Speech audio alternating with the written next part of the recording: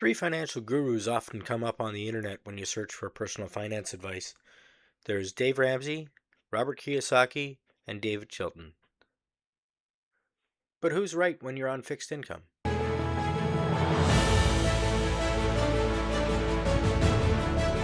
Not financial advice. I'm sharing my personal journey. I don't know about you, but I feel sometimes like I get inundated with financial advice. Maybe because of the space I'm in, on YouTube and constantly researching and learning things. But three of the common speakers that come up on my feed are Dave Ramsey, um, Robert Kiyosaki, and one maybe less known to the international community, but known to Canadians, Dave Chilton. Um, Dave Ramsey's written a number of books. He's got the baby step method, and Robert Kiyosaki, Rich Dad Poor Dad, and David Chilton wrote The Wealthy Barber, which is kind of a Canadian focus, but they're all great, and they all have areas that they excel in. And something that kind of pisses me off is people that think you have to endorse or embrace one or the other. I don't believe that. I think everybody offers something of value that you can take and build from. So, that's what I'm doing. From Dave Ramsey, I believe in minimizing or eliminating debt. Um, I'm working on it. I've got some student loans that are still outstanding that I'm paying off eventually. Um, but it takes time because all three of those authors and speakers don't really speak to the disabled or fixed income communities. Those of us who live on very little money. Um, so it does take baby steps to get out of debt. I'm thankful that I was able to get out of credit card debt, but I still do owe for that um, student loan, and I'm working on it. Uh, Kiyosaki, Robert Kiyosaki, his thing about good debt versus bad debt. Well, debt is kind of out of the question for me on fixed income. Um, I don't have the credit to borrow, so and my investing account doesn't offer me margin, so that's off the table.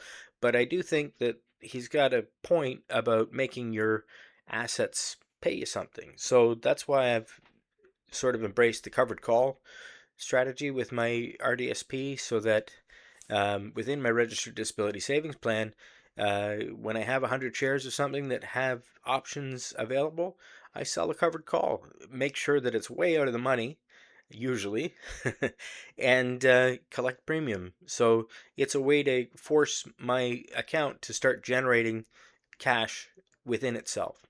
Um, of course, I'm not planning on withdrawing anything anytime soon because got to be 60 without taking penalties. So there's that. And then the Wealthy Barber, David Chilton, suggests making your investing really dead simple. And so does Dave Ramsey for that matter. They both suggest keeping things simple. And so I buy ETFs as the core part of my uh, holding. I buy one that's a broadly diversified, all-in-one global ETF that invests in everything. It's managed by BlackRock. It's on the Toronto Stock Exchange. It's called XEQT.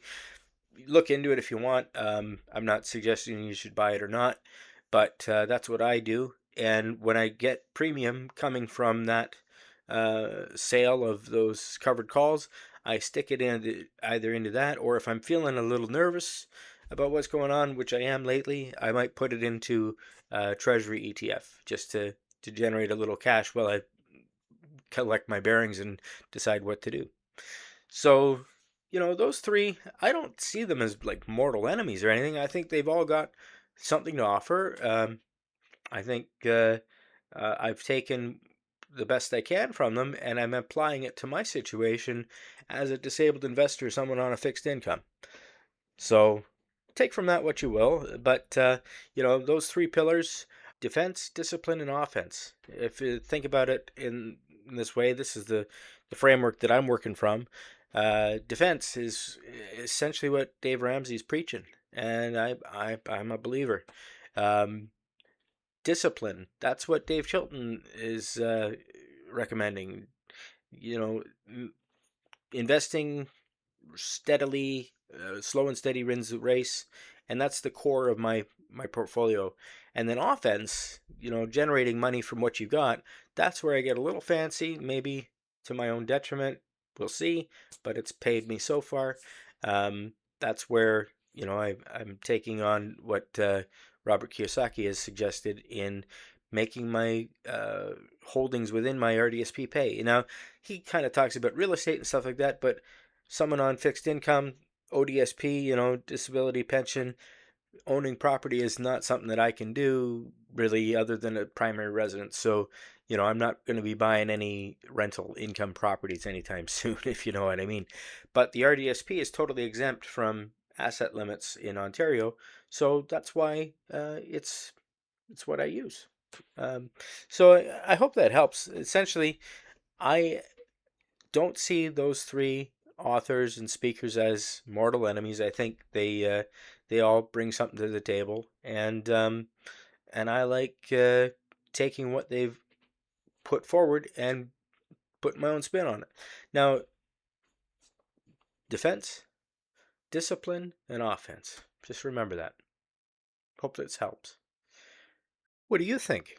Who's right when it comes to managing a limited budget with a fixed income? Do you listen to Dave Ramsey? Do you listen to Robert Kiyosaki?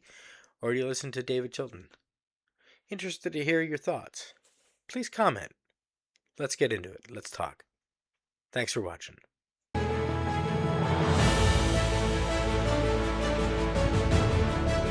Not financial advice. I'm sharing my personal journey.